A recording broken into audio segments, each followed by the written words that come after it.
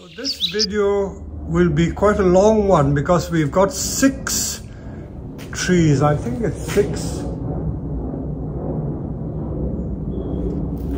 This large Japanese maple, this Scots pine, and we have a very large beech tree. This is an ordinary European beech which was made from hedge material. This is the famous tree that I dug up from my front hedge in 1986 when I came to Herons, and it has been created into a bonsai since then. Another of our semi-trained maples which have gradually been created into this lovely shape. It was a garden tree from Japan, very tall, and it was cut down and successively added with taper all the way to the top.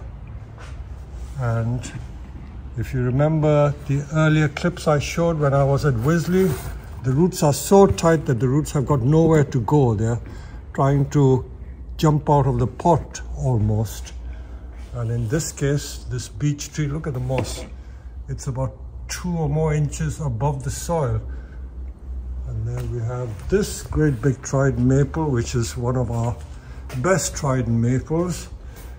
I've seen another video where people boast about how much the trees are worth.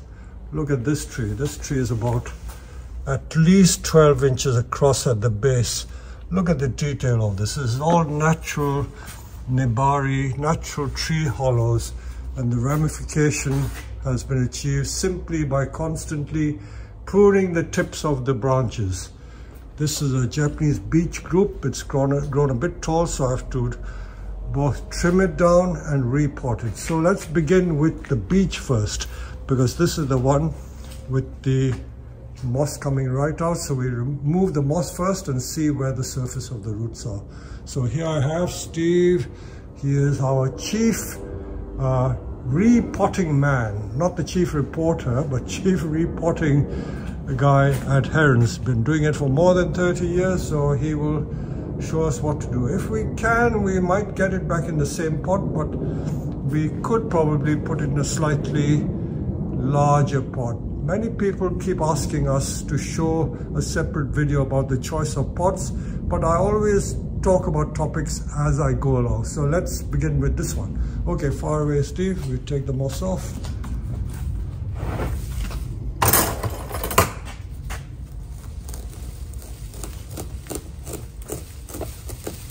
Moss is always good as a decorative surface dressing, but when it gets too thick, it can be a problem. Look at it, it's almost like lumps of hair. Massive.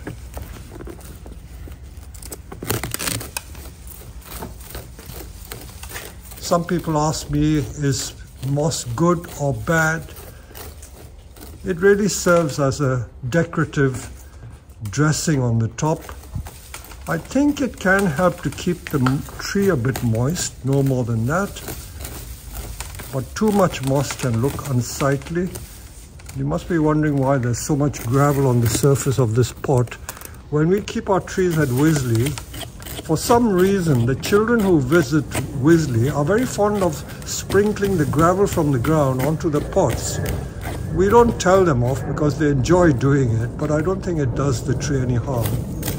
So the gravel there is not our doing. It's been placed there by children who visit Wisley.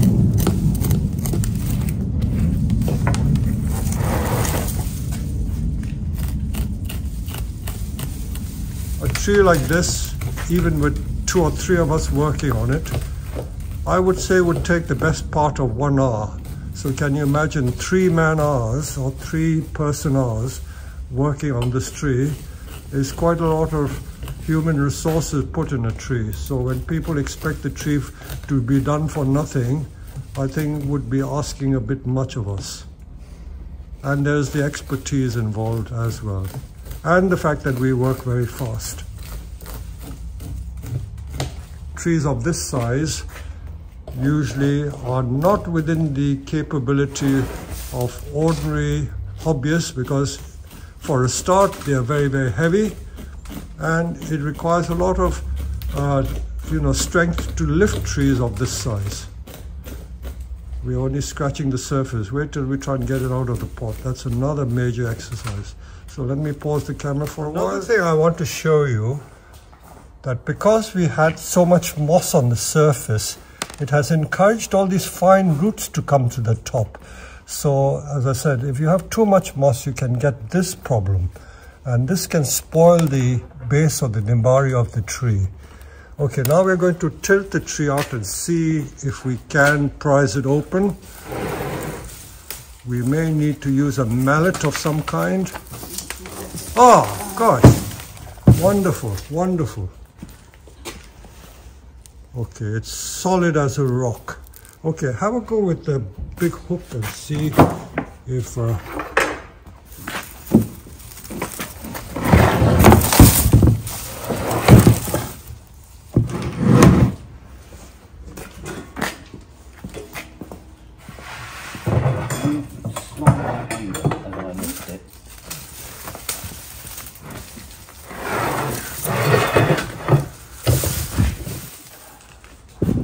Okay, we put it on a turntable to make the repotting easier.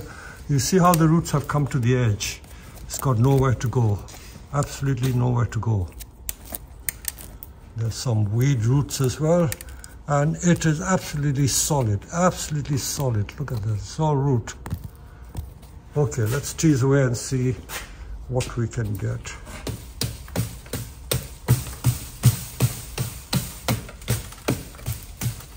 But you see how, despite the root ball being so compacted and pot-bound, the tree is absolutely healthy. You couldn't find a more healthy tree than this. It's absolutely healthy. So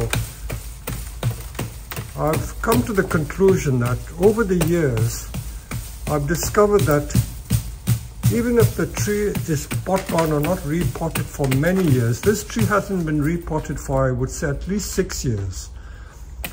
And they still do well. As long as they're fed and watered, they will be okay.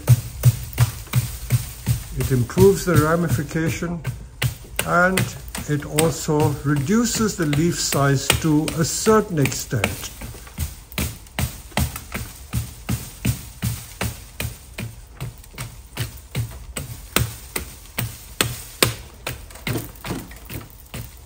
So when the soil gets old and constant feeding, the soil turns black. But I dare say if you use the old soil for something else, the soil is still okay. It's not detrimental to the tree. We're going to have fun sorting the roots out. See all these roots at the edge there.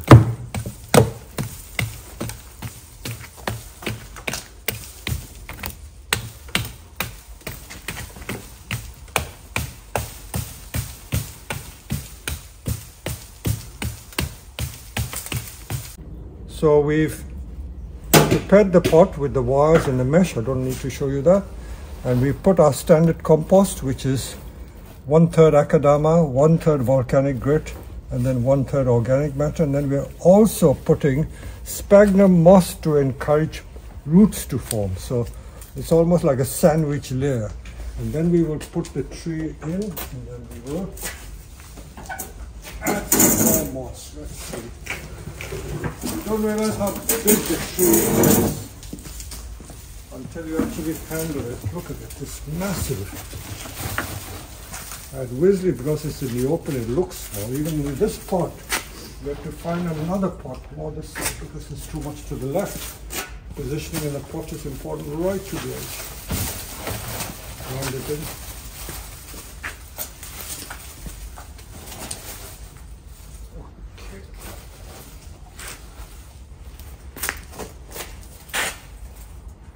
Okay, it's still, we need a little more to the right, I think. Okay. Okay, we put some moss as well. In between soil, we also put some moss just to help the roots. The moss will deteriorate, and then once it breaks down, you can put more soil onto it. But the moss certainly will encourage the formation of roots more easily.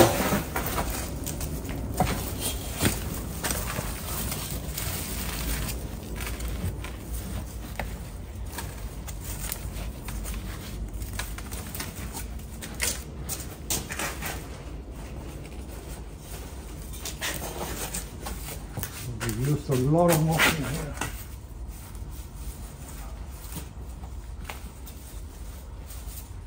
We can now tie the tree in and then ram it tight. Long enough just.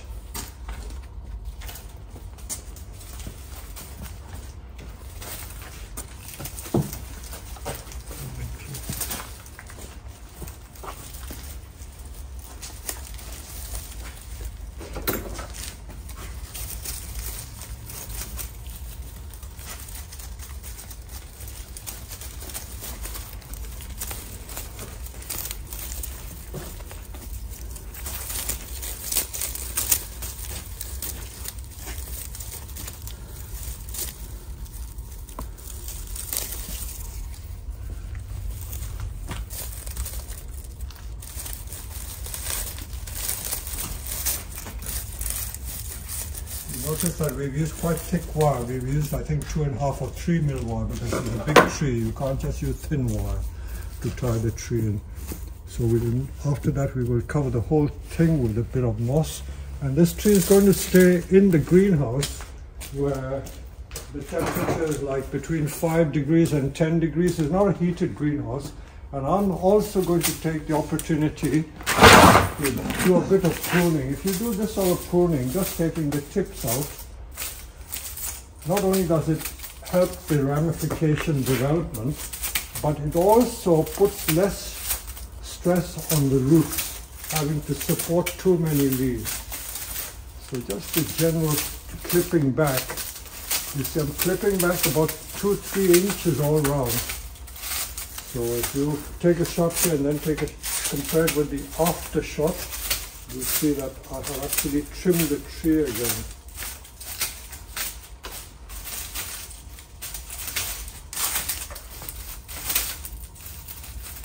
I don't look at each of the notes, I just trim like as if I'm doing a hedge. Everyone has their own particular way of doing things. This is the way we do ours. So you see the length we're taking out, about 3 inches long. Any crossing branches we also take out.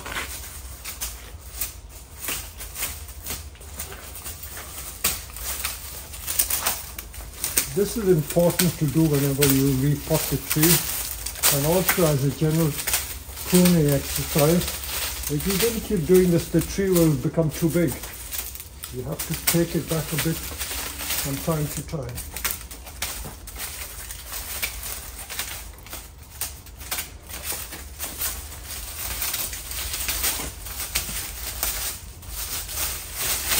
So I'll carry on doing it, I'll show you the after effect. So I'm looking at the tree from what was the back of the tree. I was trimming the branches and the twigs. You see, that's the overall shape of the tree. It's very pleasant, but if one felt that the tree is getting too tall, I will just get Tracy now to hold the camera. I'm going to do my famous bag trick because I just noticed that what was the back could be a very nice front. So if I were to do this, for instance, and make that the new leader, and convert this as the front, this could be a much shorter tree, not so tall. It would still have quite a good taper. So that's a possibility. So whoever owns this tree could even consider doing that. The point I'm trying to make is that one should always keep an open mind. Whenever I talk about doing bonsai, the importance of keeping an open mind in case you want to change the front, especially change the front. That's always the case for doing it. This is the original front. I may show you again. It's quite nice. The taper is quite nice. But it's just to prove the point that The other side could also be a possible front if you didn't want the tree to get too tall. Because, as I said earlier, there's always a temptation to keep letting the tree grow taller and taller and never deal with the top. In which case, you won't know when to stop.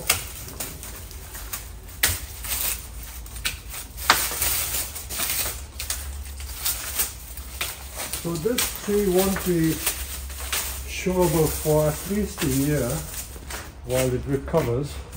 So we're going to put it into intensive care in this greenhouse and let's see what happens.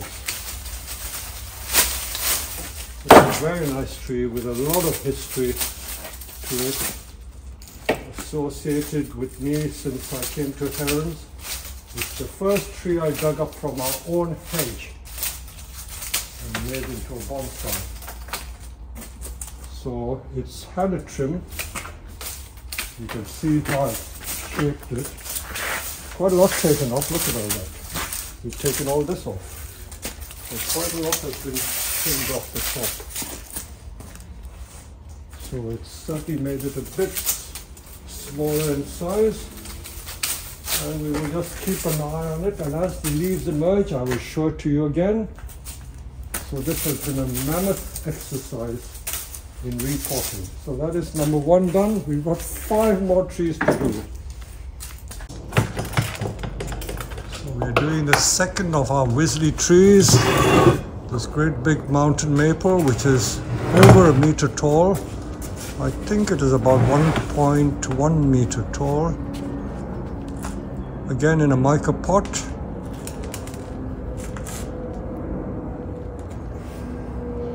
I need to tap it.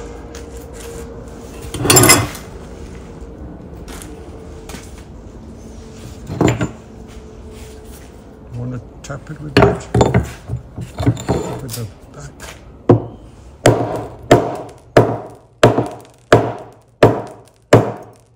See, the beauty of mica pots is that you can hammer away and the pot won't break.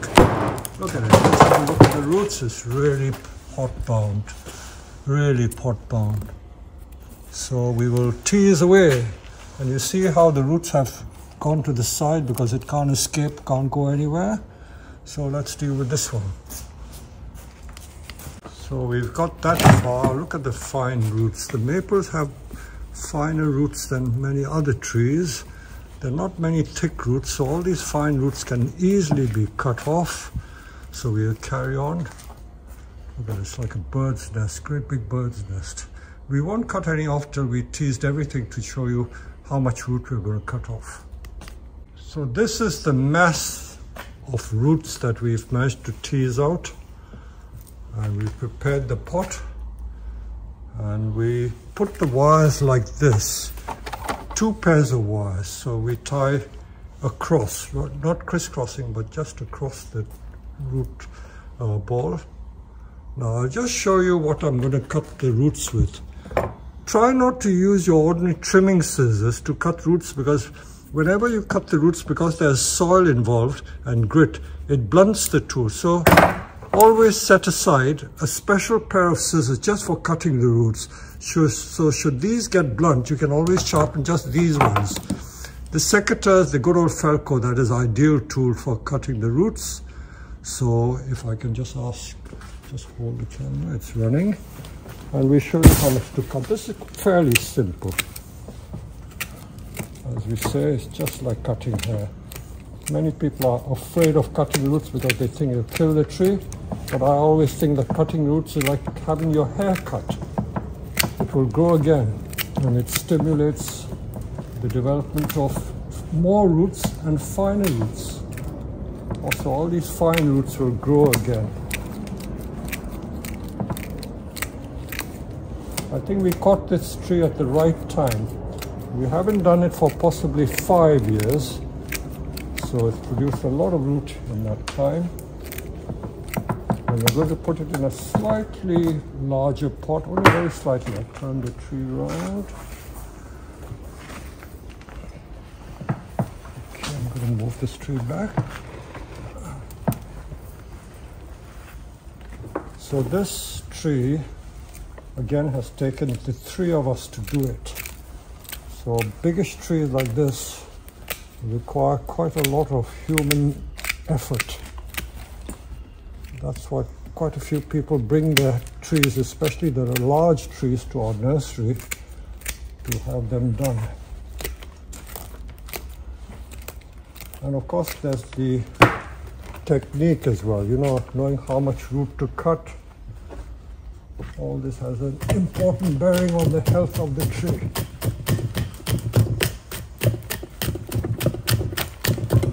I never jet all the soil off. I've seen in countless Japanese magazines and books, they jet every grain of soil off, especially with the Satsuki azaleas. They tend to do that. I don't know why. It works for them, but I always am afraid to do that. Okay, can I just tilt it forward a bit? These roots are going to the side of the pot. I don't want that happening.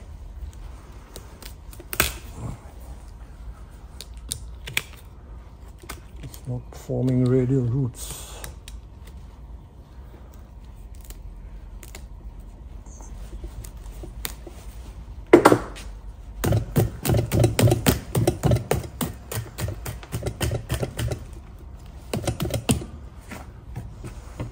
Sometimes if I have a problem, I just use the axe very carefully.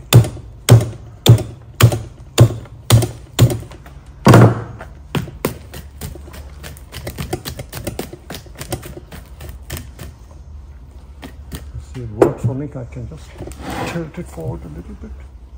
Okay, now this is going that side.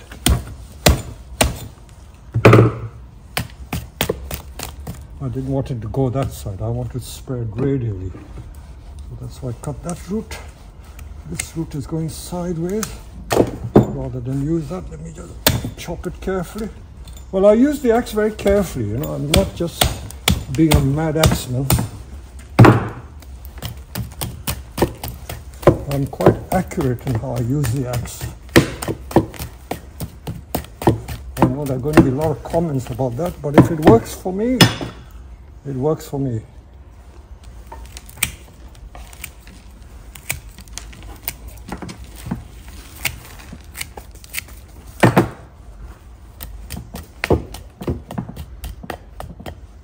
So that's going that way. Let's get rid of that.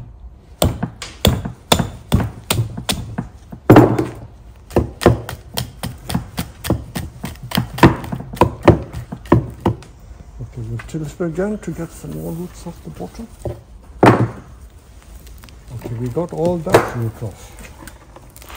So much root off. So we're going to prepare the pot and put the tree in. No need to show that in detail, so that's the next step. So we're taking care when we tie the wires to avoid putting the wire over the roots. We try to get it underneath the roots.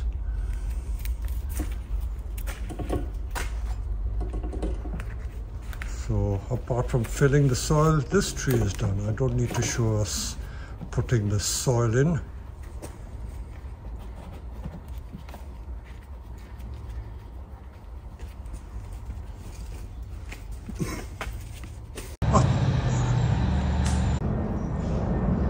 We are now going to tackle this large trident maple which we brought back from Wisley.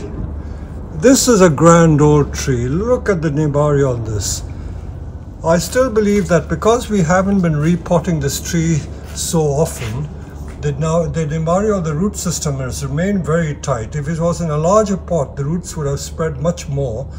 But because we've kept it confined to this pot, the roots have kept close to the trunk, and as you can see, it has a lot of character. By the way, many of these holes, or URO, which the Japanese refer to, are the result of not sealing the tree. You can see all these natural hollows have come about from just leaving the cuts untreated, and you can see this beautiful natural effect that happens. And of course, in nature, this is how you get this effect. On large trees, this is where the birds and owls live, and with the bonsai, it is completely natural. So this is a lovely feature. So let's see what's happening with this tree. If you can look at the edge of this mica pot, you see the edges are slightly bowed because the roots have pushed the pot out of shape. You see, slightly bowed. Let's see what's underneath the roots. So we will cut the sides with the sickle,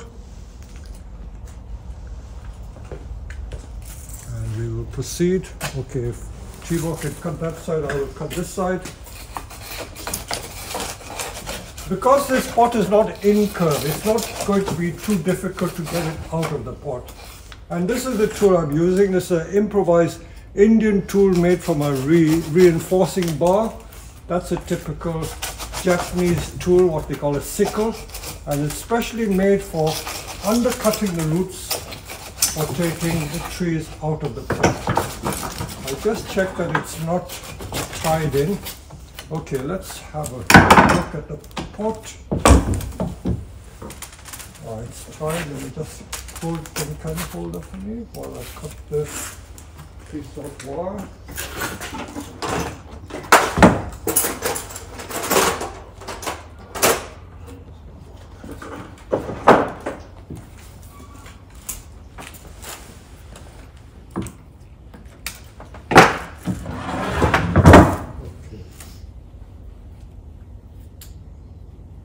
One of us, either we hold the pot, be careful we don't damage the branches and it falls off.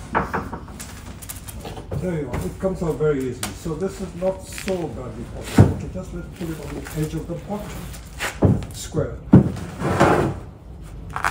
Let's see. Okay, there you go. So if you come close and have a look, although I reckon I haven't repotted this tree for at least 10 years, it doesn't look that congested. It doesn't look that congested. Usually the roots come to the edge. So we will tease away and see what happens.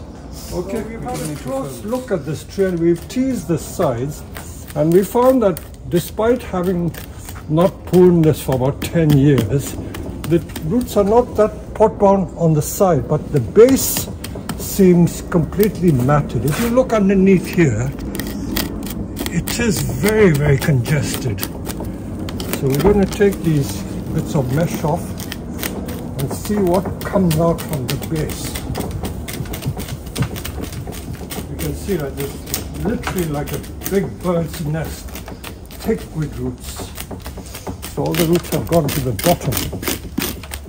If I can get it back in the same pot, I like to get it back in the same pot. We always have this habit of trying putting it in bigger and bigger pots, with the result that you'll end up eventually with pots that are far too big, and you'll never be able to find pots big enough for the tree. So it's always good to get it back in the same pot. I would like to show you some pictures of these trees that the Japanese pot up in their display and exhibitions. And they always seem to be in very underpotted situations, you know, where the tree seems far too large for the pot. Okay, look at the thick roots here. These thick roots have just gone round and round. Not fine roots, really thick old roots. While we've got the tree in this position, I'll try and cut some of them off. I'll use my good. Here in the south of England, we find that February is a very good month. And today we have a very mild spell of weather. Temperatures nearly 14 degrees centigrade, which is very, very mild. And this is the ideal sort of weather for repotting. And of course, you might still get a spell of frost. So if you can't protect it in a shed or under some sort of shelter, you are well advised to cover it and protect it if you do get late frost. Of course, I keep repeating that we have these facilities here where our unheated greenhouses provide the ideal environment for protecting the trees immediately after repotting. So I'll continue cutting away at the roots like this. So you see all these fine roots, these are the roots that we like to keep. The thick roots don't matter because thick roots are usually the roots that support the fine roots, and they're not the feeder roots. The feeder roots are the ones you need to try and keep.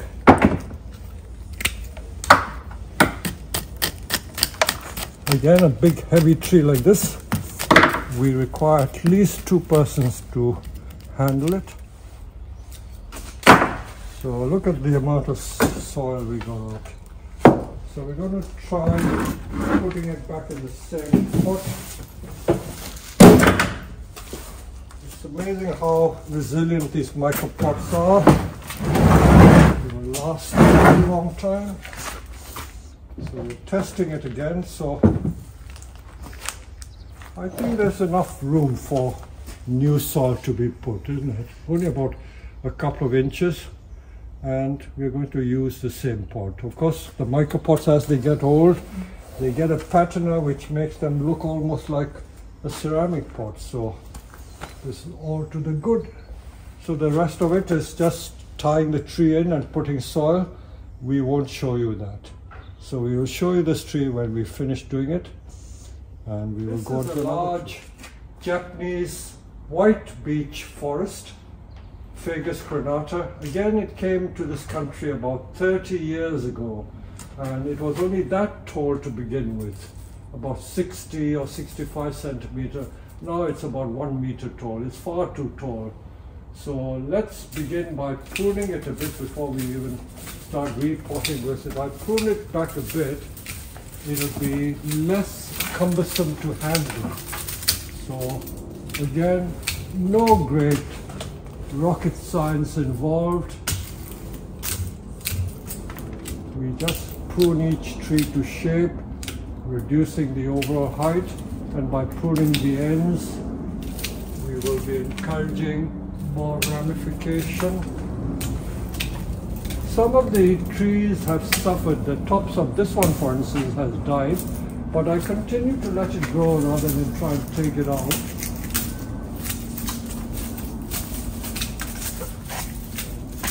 Like this one, the top of this tree has died, but I kept this as like a fake trunk, and when it is growing you can't see it, the leaves cover that, so it's a bit of a cheating really.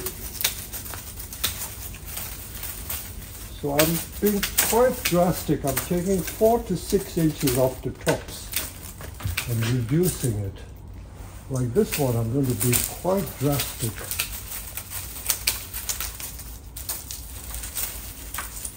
I'll take it back to there.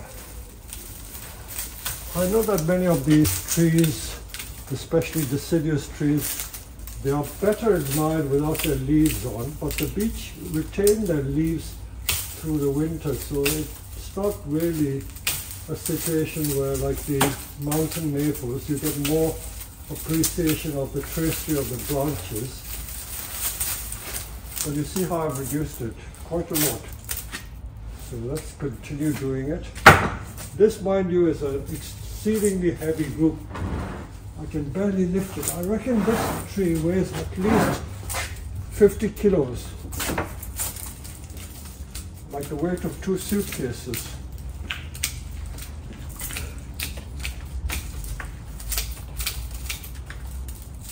You see how dense this tree is? Look at this one. This would make a beautiful individual tree. But you see, this is all grown too big, and it's in fact taking over the tree. I'm going to reduce it in bits. Just a word of warning to those who grow white beech in the UK. For some reason, they don't grow as strong as our native European beech, which is Fagus sylvatica. This is Fagus crenata, and they tend to have more dieback when grown in Western Europe. For some reason, the Japanese climate is better suited of this species. This very thick branch I'm going to take off. Don't want that. If it's too big, I will use this. You see how useful this tool is? Many of you will have seen me use this large tool.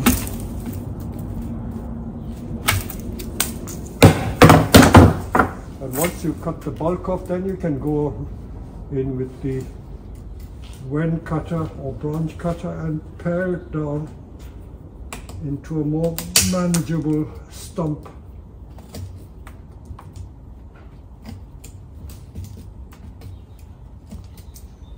And you might even seal that cut. So I've reduced that tree quite considerably, and now the top of that, I need to really reduce this a bit.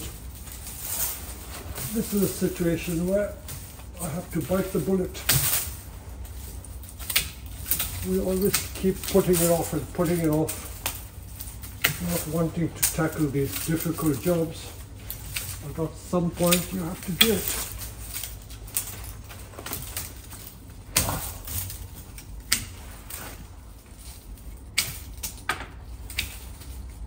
I did say that when repotting the trees, if you reduce the foliage or the branch quite a bit, it puts less strain on the roots.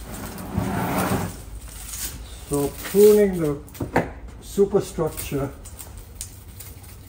at the same time as repotting is quite beneficial.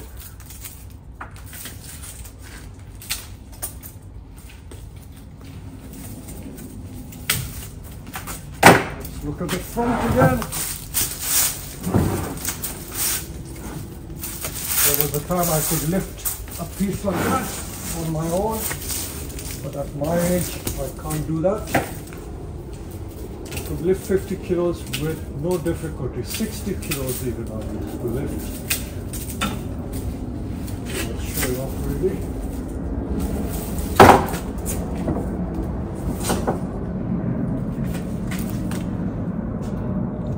Too thick there. Let's get rid of that.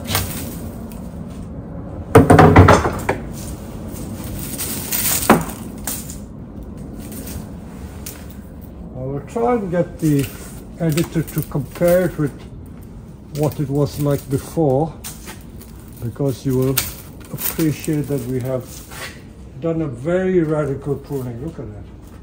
We've certainly taken about 12 inches off the top. Let it grow again. Now the moment of truth. If you again look closely, you see how the roots have mounded up in the moss on top. This, by the way, if you home in close, this is that peppermint or Corsican mint. If you touch it and smell it, it smells of mint. So I'll try and save some of this material. It's a lovely thing to grow.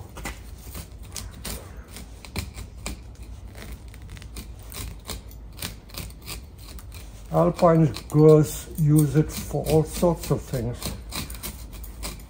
So we will save this and plant it on some of our other plants.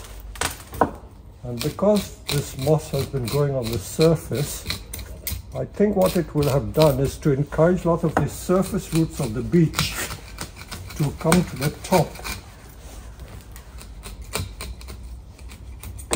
It's both a good and a bad thing because it helps to sustain the tree, but then if you get too many roots, then the nebari or the root system or the surface roots get spoiled. Don't look so good. So I'll continue removing all this. If you home in close, you will see we've taken that Corsican mint off. Look at it. Thick sheets of it, about 2 inches thick. And because this has provided a nice environment under which the roots have been growing, look at how the roots have just gone crisscross. The roots have gone completely crazy.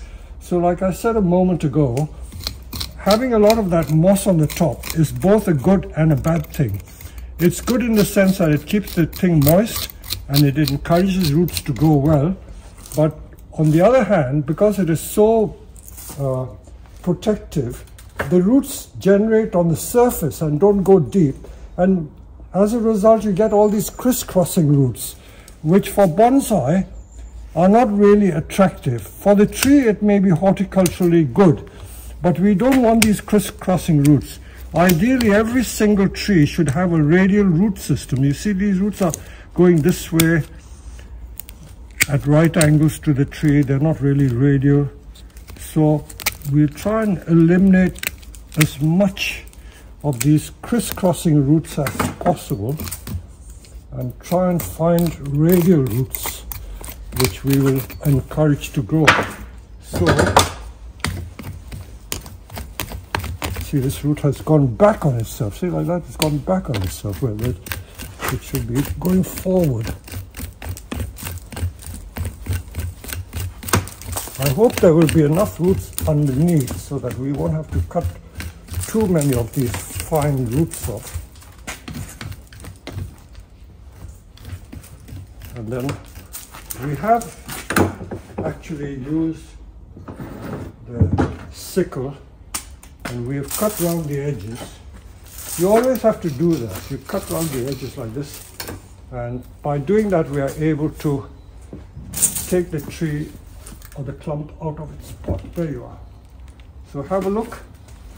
Again, it is very, very congested, extremely congested.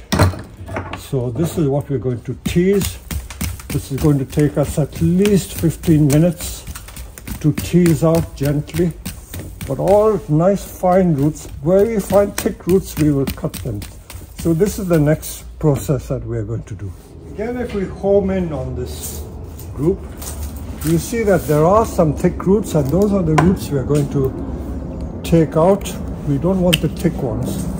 We just want to encourage young roots to grow. So these can be cut and taken out. As we go along, we keep cutting the thick ones to take out.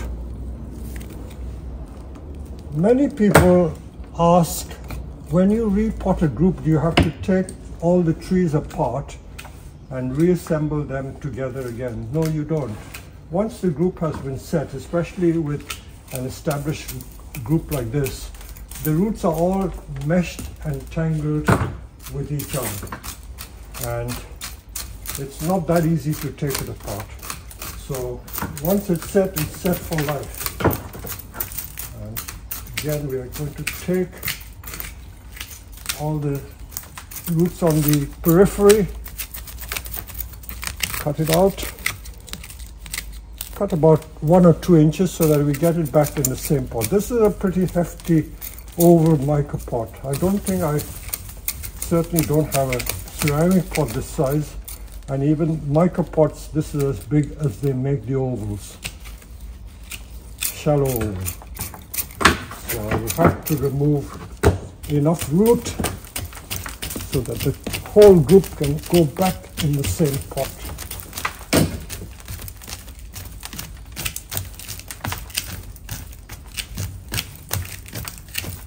So we do the perimeter and then we do the underside. So we will show you when all the thing has been done. So if you home in on this, you can see what I meant by leaving too much moss. The roots all crisscross each other. They're going all over the place. So this is going back on itself, which it shouldn't really do. This is coming round like that rather than radial. That is okay, that's slightly radial. But it encourages all the roots to come to the surface, and as a result you get very untidy roots. So that's not a good thing. But then it did help the tree to survive well, especially in the hot summer. So crisscrossing roots are going to be taken off. Thick roots are also going to be taken off. And you can see this almost like a hat rim. Look at it. All that is going to be cut off. There's some very thick roots here. Look at that thick root there. Those are the roots we don't want. So this group hasn't been repotted, I would say, for at least 6 years. I know you could have done it sooner than that, maybe after 4 years, but I still don't reckon you need to do it every year.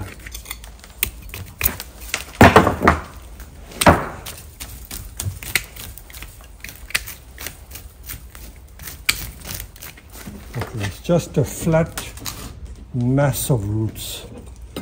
So we will, again, nothing special, we will just prod away like this, reduce the root ball, and then we'll show you when we put it back in its pot. So let me show you how we've prepared the pot. We've put the mesh, we've put the tying wires in, and we've put a very fine layer of sphagnum moss because we've pruned the roots quite hard. So we want the roots to regenerate as quickly as possible, so we put a bit of moss. So we're trying to tidy some of the surface roots out. The thicker roots, which seem to be more established, I'm not going to touch in case it upsets the balance of the tree. But this is how we've tidied this root ball, and this is just going to go straight back in. More moss being put. And that's it. So, Joe, if you lift the tree now, I think it can fit in there. Going in. It doesn't matter. Put it back to front. We can always turn it. It's okay. Can grind it in a bit. Yeah, perfect. You see how much room we've got on the perimeter, at least 2 or 3 inches for fresh soil to be put. So we grind it in so that all the crevices are filled. There you go. So it's just a question of topping it up with soil now. So we've prepared the pot for this trident maple to go back into the same pot, and I put a layer of sphagnum moss at the bottom, and then I put a tiny layer of our standard compost. And let me remind you again, this is the nature of our standard compost that we sell. So it's 30 to 40% of akadama with some organic material like loam and very fine chopped pine bark. And then we also use a Japanese volcanic grit. So that's the compost we use, not 100% akadama. And we're going to put this tree back. You see all the fine roots that remain? We'll just put the tree in, fill it with soil, a little bit of sphagnum moss around the edges of the roots, and that will be the repotting exercise done. So the repotting of this Japanese beech group is complete. That's the compost on the top. But although we've put the compost on, a very good practice is to put some sphagnum moss on the top. This keeps it more moist, and it also prevents the new compost being washed off. So that's another little practice that is done very often too in Japan, where they've got all this bonsai tofu out, and that will be the final thing done. After a couple of months, you can then remove the moss, and we will spread it all over. And this tree the same, we've just put some sphagnum moss touching the roots and then the soil, and then we will put tiny bit of moss on the surface.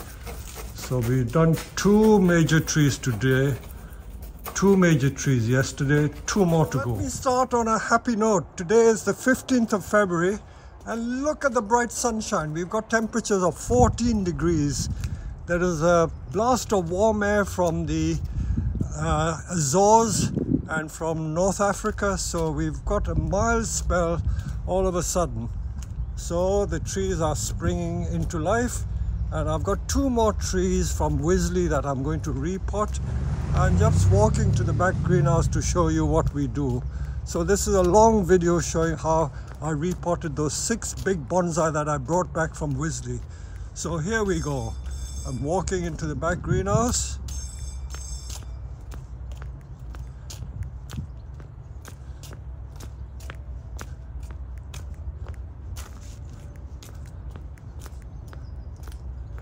Here we are. These were the trees we did yesterday. This great big trident maple was done yesterday. The beech was done yesterday. And now we've got this big maple to do. So this is the maple. You can look at that beautiful root base, beautiful nibari. And again, I reckon I haven't done this for about 7, possibly 8 years. So the roots have got nowhere to go. And we're going to take it out. So if we just prepare the pot, cut around the perimeter. Okay, here we go.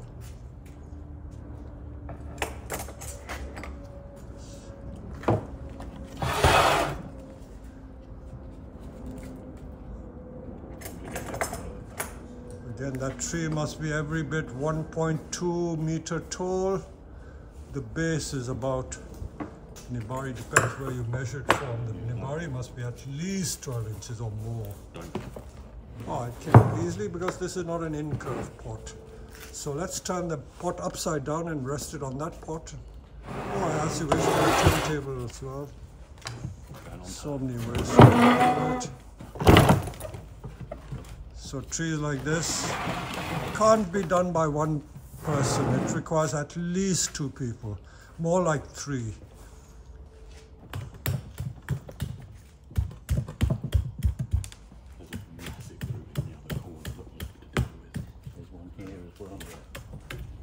So this tree, because we haven't repotted for about 6-7 years, look at how the roots have gone round and round. And these are really mature roots. Really thick mature roots, and it's so compacted. I'm even using a claw hammer to pull the root ball out.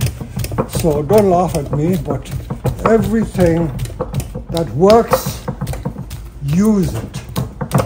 Don't be namby-pamby and say that you can use little thing like that.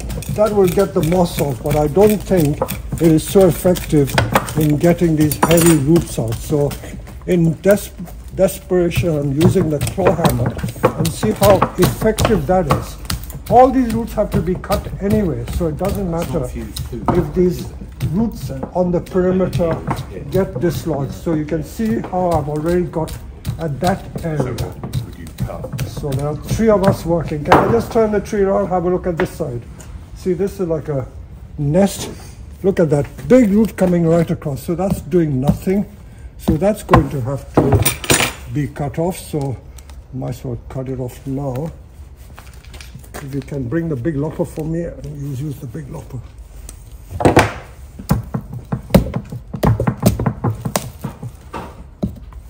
So it's just follow the shape of the pot, that thick root. Okay, we cut there and cut there. If you can get that lopper in. Okay, so we got that off. Now we're going to get this off because this is doing nothing. It's not a radial root. So we're going to try and somehow get this off over here. Cut it here as close as possible.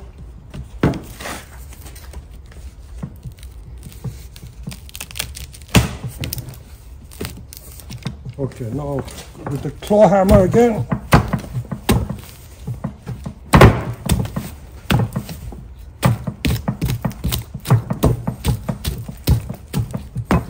These have been left like this for a while, but it's helped to get the leaves compact. So let's cut it here as well. Let's get out and try and cut it down. I can assure you this tree will absolutely thrive. So look at the beautiful base. This is kept compact because it's not been repotted so often. Let me just use the claw hammer again.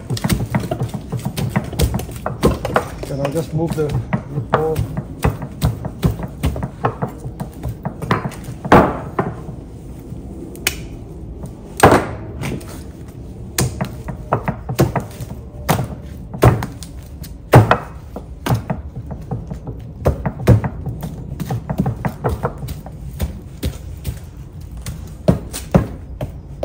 These we'll have to cut off. Let's see if we can get some of these roots off again. Use the big loppers. something here.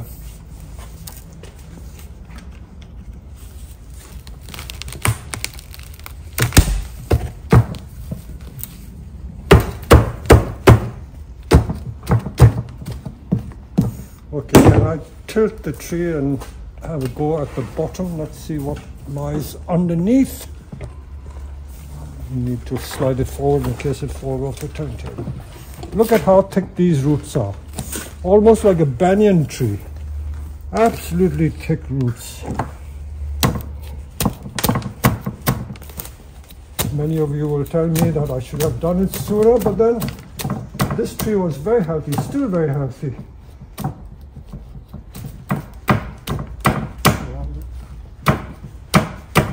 Okay, some more root cutting to do. I think this lump should come off.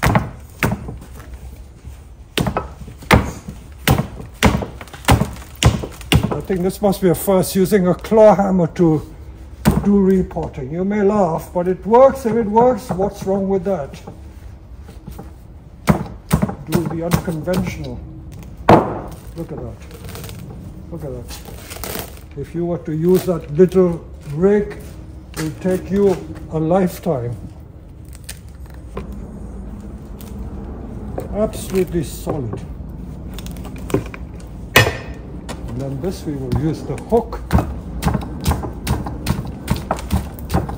Okay, let me come this side.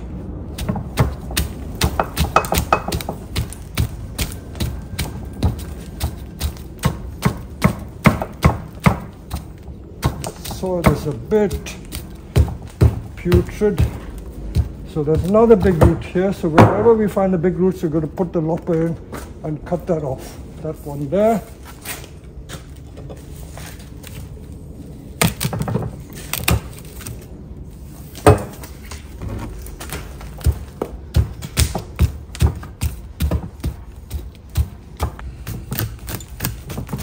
And now we will radially tease away.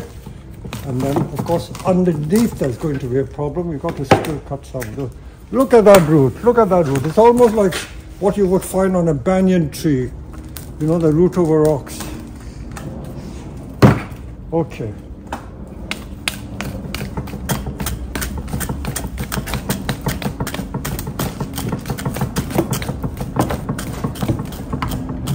So, I'll show you where we've got to now. You see, this is the end result that you should be aiming for, where you get fine roots. You've teased into the root ball, loosened it all up, and there's room for the roots to breathe, room for new soil to be put in. And look at the amount of root we've cut. This is what we got out. Look at all that. Look at that. That's a serious amount of root. Really serious amount of root that we got out. So this tree was well due for repotting. Can you tilt it up? I will just deal with this root. This could eventually become a nice surface root. We'll test it back in that pot. Was it this pot? This one. Okay, if you just bring it near, I will test it and see how it fits. No need to put it on the turntable. I just want to test to see space. If I need to cut any more root out. Oh no. That should be okay. That should be enough. So we've still got like 2 inches here, 2 inches on our, at least 2 inches at the bottom, because we want to mound it slightly. So we'll use the same pot again. I always think that you should try and use the same pot, because if you keep putting it in bigger and bigger pots, you'll soon run out of pots to use. So I think this is enough. So that is the state of the root ball. We've got it down to nice, neat, compact root system. And we're now preparing the pot, as we always do.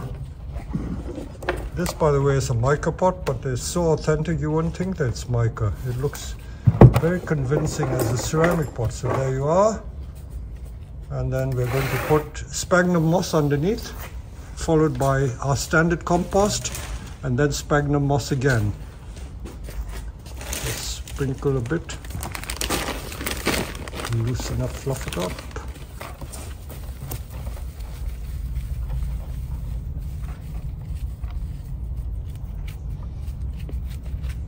Okay, then a layer of our compost. And then before the roots go in, we put another layer of moss to encourage roots to grow quickly. Okay, we've mound it just a little bit in the center to grind it down. And now we put another layer of moss, and then we put the tree in. Another layer of moss.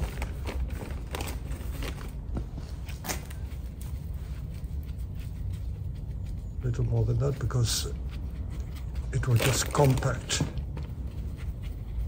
More. Yeah. It won't take any room. Even more.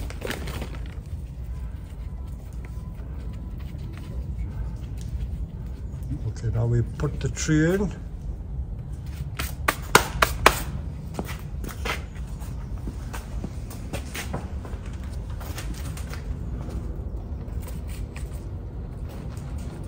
Grind it in. I need your help here. I think it should be okay. I think it needs to be a little more to the left. Just pull it towards you. Won't go anymore. Okay, alright, leave it. Okay, that's fine. Alright, great. And then we just put soil. So that one is done. Remember, thread the roots through. Okay, so that's another one done. Literati Scots pine, brought back from Wisley. Look at the roots. It's so congested in the pot, it hasn't got anywhere to go, so it's formed this beautiful root base. And if you were to keep it another few more years in this pot, this root will become a complete mass like a plate. So I don't want to disturb any of this. This we may need to deal with. So let's see if we can get it out. I dare say it's going to be very, very compacted. And because this is a mica pot, we're not afraid of breaking the pot. So if we put it on the edge here, and I will knock it with the hammer or a mallet and see if anything happens. I think it's moving, isn't it? Yes. Perhaps you can knock it from that side. Rubber mallet. This is the beauty of the mica pots.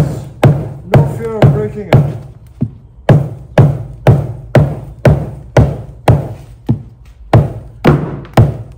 Turn it a little more, Joe.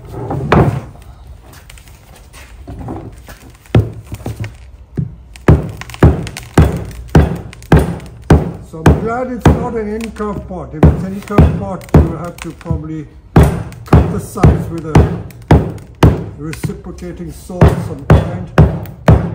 There you go.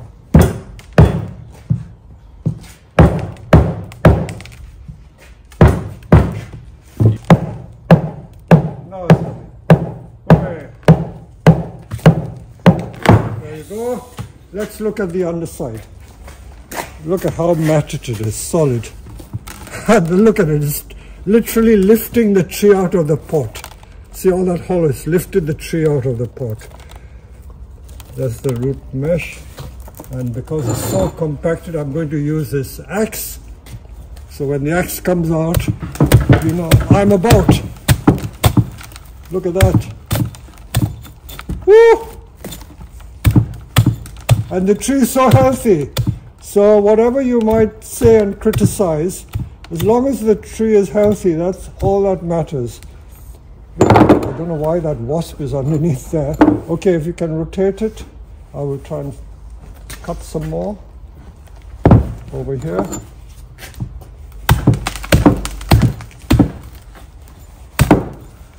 These roots will have to come off anyway, so how we do it doesn't matter. Okay, a little more.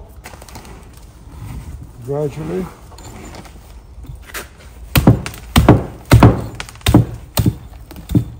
Look at that.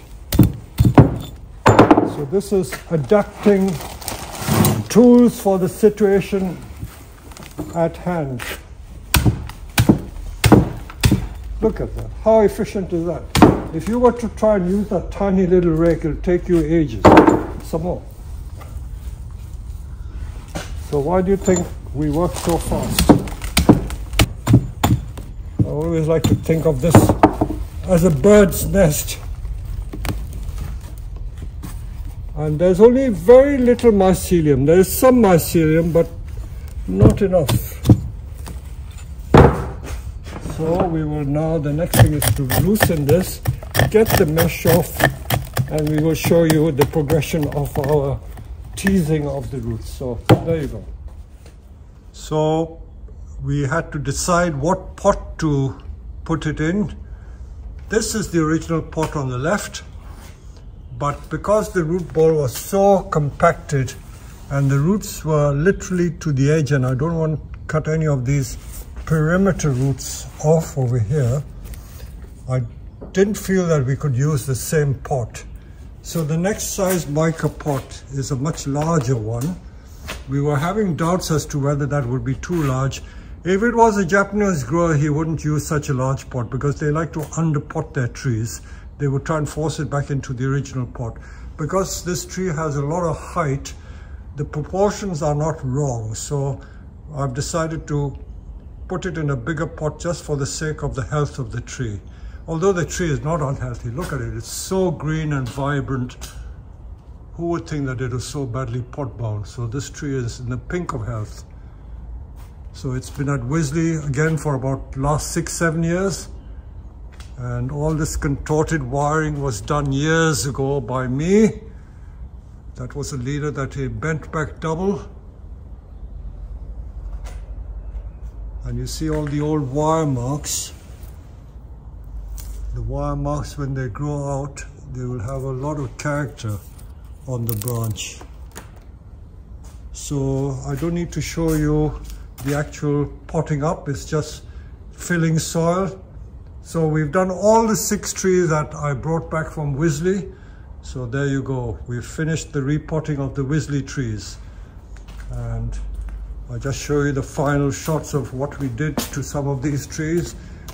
After repotting, we always dress it with moss so that it keeps the moisture in and also prevents it drying out. So those are the finishing touches for repotting. So I hope you enjoyed the series of videos about the Wisley trees.